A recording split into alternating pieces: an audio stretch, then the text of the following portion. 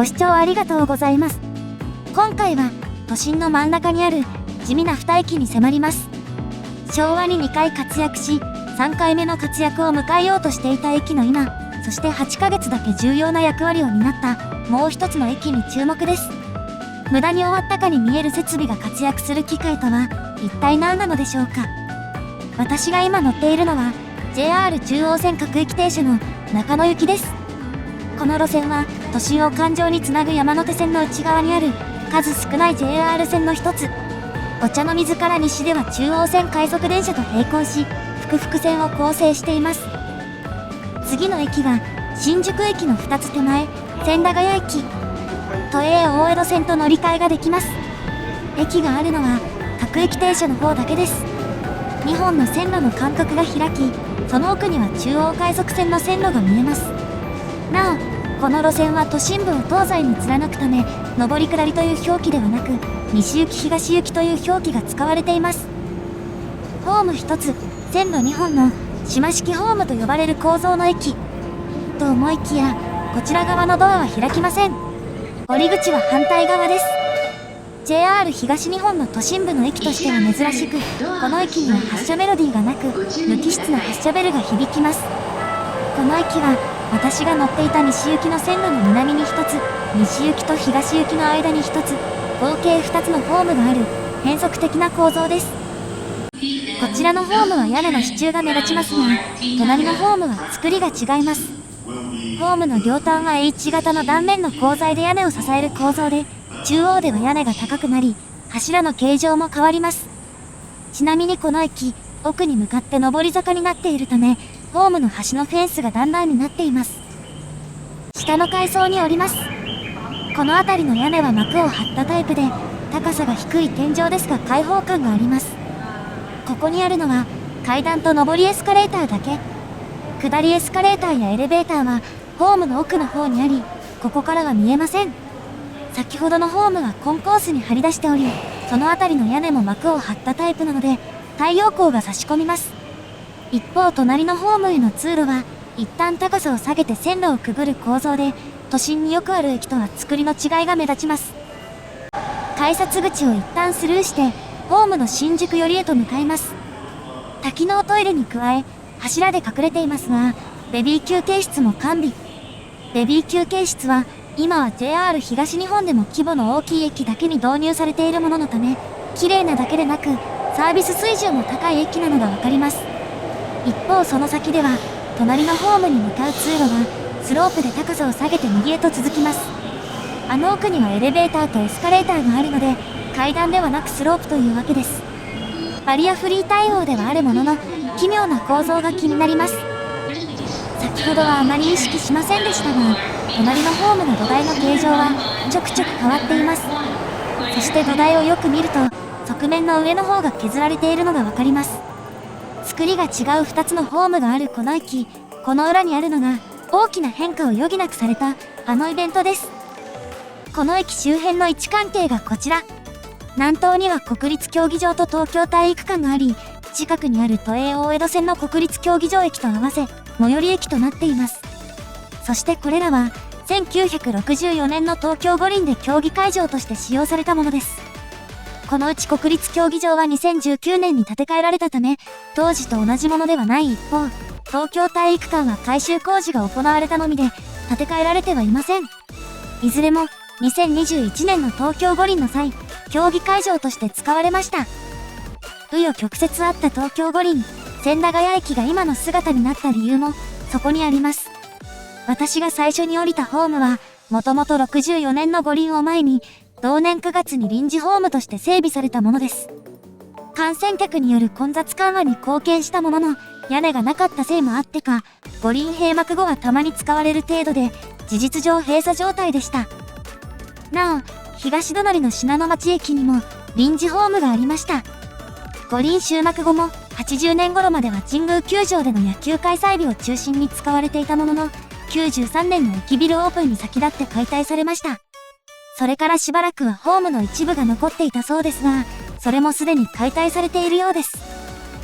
2020年に2度目の東京五輪が開催されることが決まり、最寄り駅となる千駄ヶ谷駅の混雑が予想されたため、駅の大改良が決定。臨時ホームを大改修して、恒久的に使える設備とすることになりました。改修工事は16年頃から本格化し、同時に五輪会場の最寄り駅として、ホーム以外の設備も改修されることになりました。駅舎は一旦仮駅舎に移行し、コンコースやトイレが拡張され、元々あったホームのエレベーターも大型化されました。19年10月には新駅舎が使用開始になり、20年3月には西行きのホームが今のホームに切り替えられました。ホーム上には和を意識したベンチが設けられ、五輪観戦に来る外国人へのアピールも意識しているようです。同年6月にはホームドアの使用が始まりました。これによって安全性が向上しましたが、快速線と各駅停車で運行系統が完全に分断されることになりました。かつて中央線各駅停車には、快速線の車両で運転される列車がありました。これは本数が減る早朝深夜に、各駅停車の列車をお茶の水駅発着にすると同時に、快速線の列車をお茶の水駅で各駅停車の線路に移し、各駅停車として運転するものでした。ホームドア導入により、快速線の車両が各駅停車の線路を走れなくなるため、それに先立つダイヤ改正で廃止されています。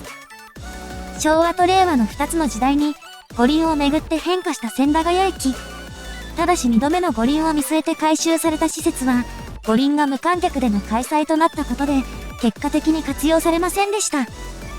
一方、これらの施設の反対側には、新宿御苑があります。駅から徒歩5分の場所にも入り口がありますが、最寄り駅としては影が薄いです。この新宿御苑と千駄ヶ谷駅を巡る出来事を追うため、隣のホームへ向かいます。先ほどはスルーした通路を進みます。ここにあるエレベーターが、中盤の図にもあった五輪前に改修されたもの。映像だと伝わりにくいですが、定員24名という都心部の JR の駅のエレベーターでは大型のものです。こちらのホームにも和を意識したデザインのベンチがあり、国立競技場で使われている材料と同じものが使われています。また、階段の横にはなんとなく和風っぽい感じの装飾もあります。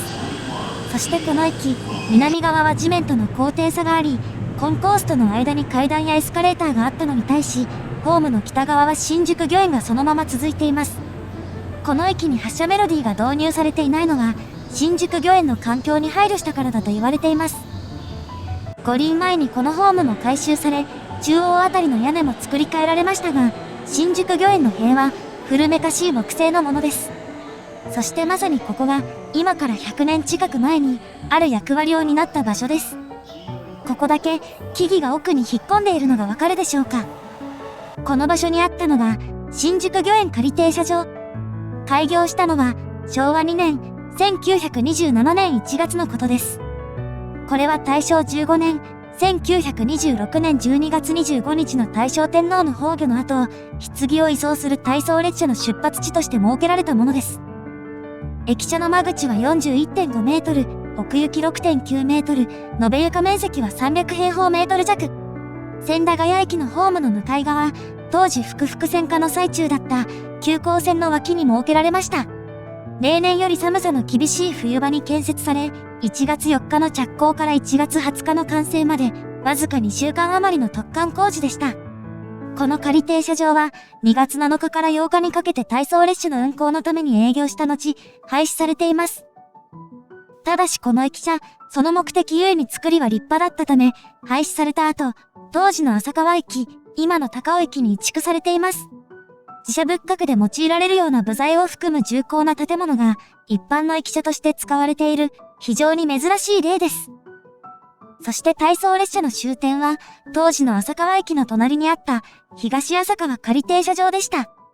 こちらも回送列車のために設けられたものでしたが、その後も何回か営業し、廃止になったのは1960年のことでした。駅舎はその後も残され、集会施設として使われていましたが、1990年に消失しています。ただし、現在でもホームの形状も含めて跡地は残っており、参道も残っています。高尾駅に移築された駅舎は何回か改築されているものの、当時の姿をよく留めており、1997年には第1回関東の駅100選にも選定されています。この駅舎がなくなるかもしれない事態に直面する高尾駅の動画もありますので、概要欄から見てくださいね。駅の外へ出ます。千駄ヶ谷駅の開業は1904年。かなり古い時期にできた高架橋ということで、あまり高くできなかったのか、通路は地下に掘り込まれています。画面に向かって奥、線路の南側、改札の真上のあたりには、線路に並行して高速道路があるため、そこだけ天井が低くなっています。幕を張った屋根として開放感を出したのは、設計上のこだわりポイントのようですね。高速道路の橋脚は、改札を出た先にも居座っています。改札口の様子がこちら。映像だと伝わりにくいですが、上の文字は超ビッグサイズで、存在感抜群です。ちなみに後ろの金属板の向きが違うのは、一枚一枚向きを変えて躍動感を出すとともに、高速道路のせいで薄暗くなりがちな駅前広場に光を届けるためです。この駅の改札口はここだけで、五輪で混雑が見込まれた駅としては、改札機が少ないようにも見えますが、これが全部ではありません。左には臨時改札口があり、移動式の IC カード用簡易改札機を設置すれば、多くの乗客をさばけます。また、券売機は全部で7台。路線図もゆったり仕様ですが、英語バージョンがもう少し幅広の方が良かったかもしれないですね。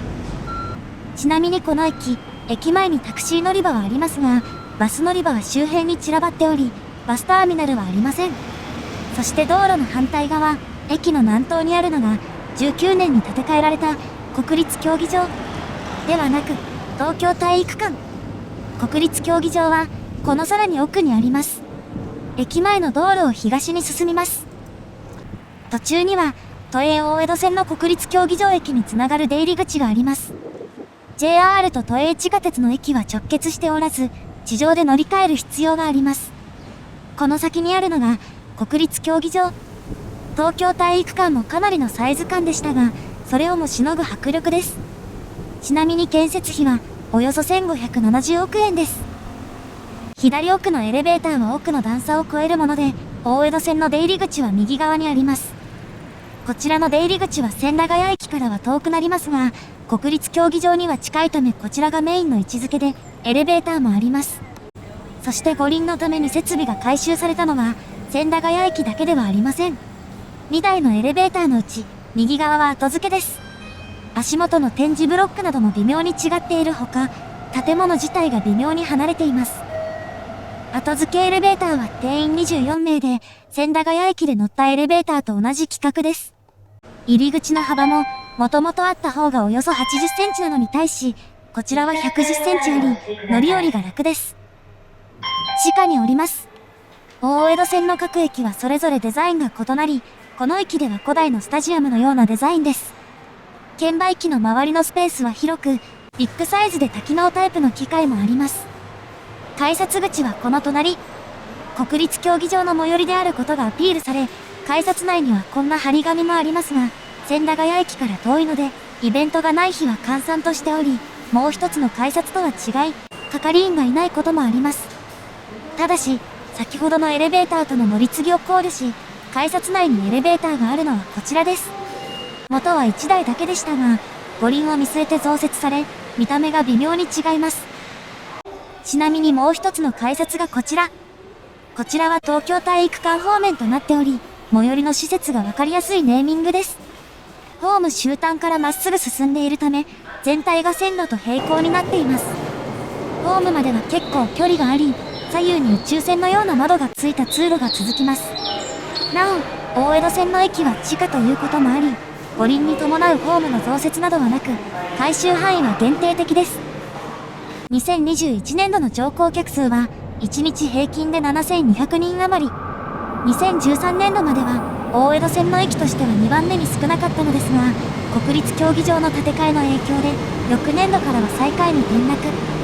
感染症の影響が出た2020年度以降は、東京メトロで最も利用客が少ない西ヶ原駅よりも少なくなり、東京の地下鉄で最も利用客が少ない駅になっています。